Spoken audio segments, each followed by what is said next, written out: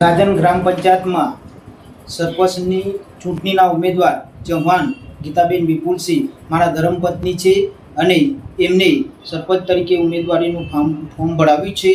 તો મારા ગાજન ગામના તમામ મતદારોને મારી નમ્ર વિનંતી છે કે આપ સૌ મને જંગી બહુમતીથી વિજય બનાવો એવી હું આશા રાખું છું અને આપ સૌને હું ખાતરી આપું છું કે ગામના તમામ વિકાસ માટે તેમજ સરકારશ્રીની તમામ યોજનાઓ હું છેવાડાના માનવી સુધી પહોંચાડે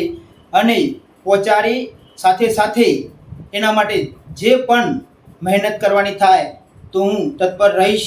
તેમજ ગામનો કોઈ બી પ્રશ્ન હોય, રાત હોય યા દિવસ હોય, તો હું એને બને ત્યાં સુધી સફળ થવા માટે પ્રયત્ન કરવાનો પ્રયાસ કરીશ.